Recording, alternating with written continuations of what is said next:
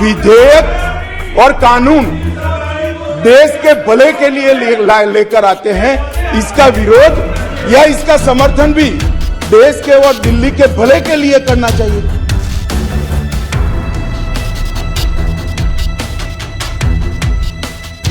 Delhi ordinance bill को लेकर राजधानी दिल्ली ही नहीं बल्कि देश का सियासी पारा भी चढ़ा हुआ है। मौसम बरसात का है और विपक्षी पार्टियां भी ऐसे में केंद्र सरकार पर जमकर बरस रही हैं। केंद्र सरकार की तरफ से यह बिल लोकसभा में पेश किया गया था।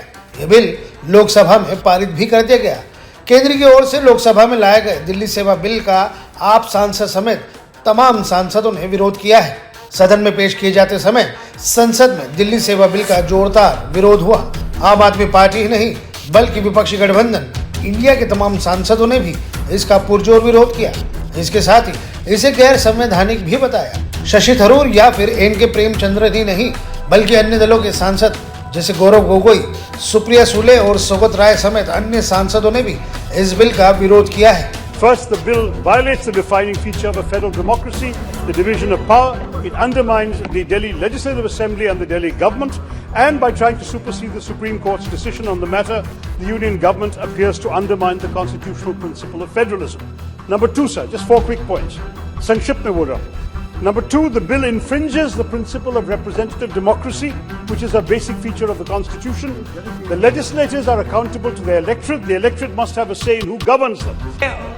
पीठ से एक निर्देश जाए कि ये जो बिल है सब्सटेंटिव पॉलिसी नहीं है और ये जो कॉल एंड सगदर का जो लिखा है कि when a leave of house to the moving of a motion has been granted, no substantive motion on policy matter is to be brought before the house by the government till the motion of no confidence has been disposed of. Okay. Motion of disconfidence has not been disposed of. This is a substantive policy. It is illegal. Okay. It will be challenged and this has no merit, sir. अब ruling दीजिए कि ये substantive.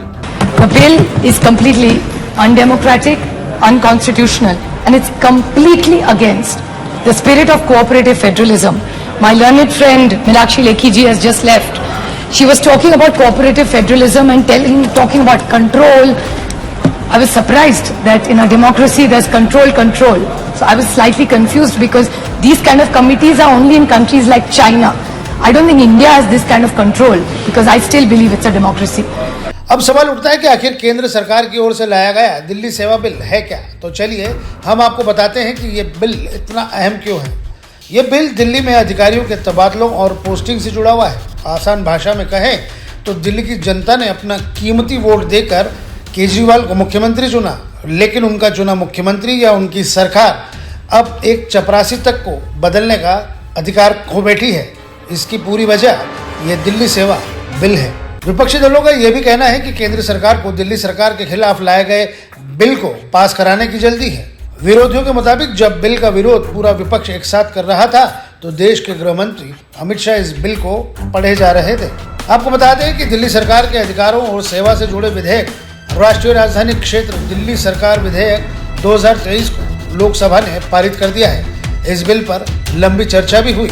विपक्षी दलों के walkout के बीच लोकसभा में ध्वनि मत से इस बिल को पास कर दिया गया था। Bureau report, news nation.